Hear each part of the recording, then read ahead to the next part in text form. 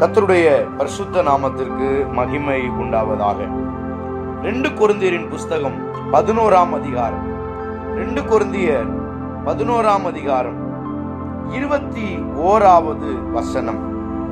நாங்கள் பலவீனரான போது போல எங்களுக்கு வந்த கனவீனத்திற்குறித்து பேசுகிறேன். ஒருவன் எதிலே துணி உள்ளவனாயிருக்கிறானோ அதிலே நானும் துணி உள்ளவனாயிருக்கிறேன். இப்படி புத்தீனமாய் பேசுகிறேன். பவுல் சொல்லுகிறார், ஒருவன் எதிலே துணி உள்ளவனாயிருக்கிறானோ நானும் அதிலே துணி உள்ளவனாயிருக்கிறேன். துணிச்சலை குறித்து பவுல் சொல்லுகிறார், நான் துணி உள்ளவன்.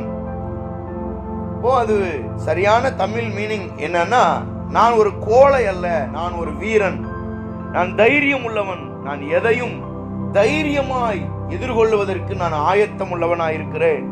நீ தைரியம் உள்ளவனாய் இருந்தால் நானும் தைரியம் உள்ளவன் என்று அவர் சவால் விடுகிறதை நாம் பார்க்கிறோம்.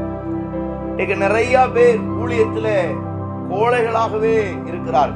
சில நெருக்கடிகள், சில பிரச்சனைகள், சில அவதூறுகள், சில ஆபத்துக்கள், கஷ்டங்கள், பலவீனங்கள், பொருளாதார நெருக்கடிகள் வரும்போது கோழைகளாக மாறிவிடுகிறார்கள். அருமையான தேவனுடைய பிள்ளைகளே, நீங்களும் நானும் தைரியம் உள்ளவர்களாய் இருக்க வேண்டும். வாட்ஸ்அப்பில் வருகிற செய்திகளை, அதிகாலையிலே எழுந்து வாட்ஸ்அப்பில் வருகிற செய்திகளை பார்த்து, அங்கே ஒரு சபை இடிக்கப்பட்டது, அங்கே ஒரு ஊழியர் அடிக்கப்பட்டார், அங்கே இவ்வளவு பிரச்சனைகள், ஐயோ என்ன பாருங்க இவ்வளவு கஷ்டம் என்று மற்றவர்கள் பேசுகிற வார்த்தைகளை கேட்டு நாம் மனம் பதறுகிற கோழைகளாய் இராதபடிக்கு நீங்கள் தைரியம் உள்ளவர்களாய் இருக்க இயேசுவின் நாமத்தில் வேண்டிக் கொள்ளுகிறேன். தைரியம் உள்ளவர்களாய் இருக்க வேண்டும். நம் ஆராதிக்கிற இயேசு சத்துருவின் பிடரியை உடைக்கிறவர் என்று சங்கீதக்காரனாகிய தாவீது சொல்லுகிறார். வேதம் சொல்லுகிறது, தாவீது சொல்லும் பொழுது சத்துருக்களின் பிடரிலே என் கால் படும் என்று சொல்லுகிறார். எனக்காக என் ஆண்டவர் யுத்தம் பண்ணுவார் என்று சொல்லுகிறார். நான் சும்மா இருப்பேன், கர்த்தர் எனக்காக யுத்தம் பண்ணுவார். இவைகள் எல்லாம் என்ன காரணம், என்ன அர்த்தத்தில் தாவீது சொல்லுகிறார்? அந்த தைரியம் தான், துணிச்சல் தான். நான் பெரியவன் என்பதை இங்கே சொல்லப்படவில்லை.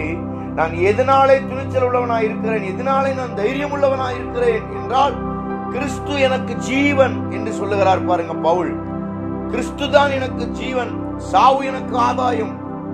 என்ன வந்தால் அதை பத்தி பிரச்சனை இல்லை. நான் துணிச்சல் உள்ளவன், நான் தைரியம் உள்ளவன், நான் எதையும் தைரியமாய் மேற்கொள்ள, நான் எதையும் தைரியமாய் ஹேண்டில் பண்ண என்னால முடியும் என்று பவுல் சொல்லுகிறார். எல்லாவற்றை குறித்தும் நீங்கள் தைரியம் உள்ளவர்களாக இருக்க வேண்டும். அதனாலதான் ஆண்டவர் சொல்றார், பகலிலே வெயிலும் இரவில நிழலும் உன்னை ஒண்ணு சேதப்படுத்தாது என்று சொல்றார். பகல்ல வெயில், ஐயோ வெயில் அடிக்குதுன்னு சொல்லி நீங்க பயப்பட வேண்டாம், சேதம் வராது. இரவுல நிழல் உங்களை சேதப்படுத்தாது, ஆபத்து உங்களை சேதப்படுத்தாது, வன்கண்கள், பொறாமையின் ஆவிகள் உங்களை சேதப்படுத்தாது. காரணம், கர்த்தர் நமக்கு துணிவை தந்திருக்கிறார். வானிலை அறிக்கை சொல்லும் மழை வரப்போகிறது, 4 நாட்கள் மழை என்றால் வானிலை அறிக்கையை பார்த்து நாம் சோர்ந்து போயிடக்கூடாது. ஐயோ ஜெபம் நடத்த முடியாது, என்ன ஆயிருமோ, மழை வந்தா என்ன செய்ய முடியும்? பயம் நமக்கு தேவையில்லை. தைரியம் உள்ளவர்களாய் இருங்கள், கோழைகளாய் இருக்காதிருங்கள். தைரியம் உள்ளவர்களாய் எதையும் துணிவுடன் எதிர்கொள்வதற்கு கர்த்தர் அப்படிப்பட்ட துணிச்சலை தருவாராக. எந்த ஒரு மதவாத சக்திகள் நம்மளை நெருக்கும் என்று நீங்கள் பயப்பட வேண்டிய அவசியம் இல்லை. எந்த கட்சி சார்ந்த சத்துருவின் வல்லமைகள் நம்மளை தொட முடியாது. எந்த சத்துருவுக்கும் எதிர்த்து நிற்பதற்கு நீங்கள் ஆவல் உள்ளவராயிருங்கள், வெறித்தனமாயிருங்கள், பக்தி வைராக்கியமாயிருங்கள். எதுவும் நம்மை சேதப்படுத்த முடியாது, எதுவும் நம்மளை தொட முடியாது.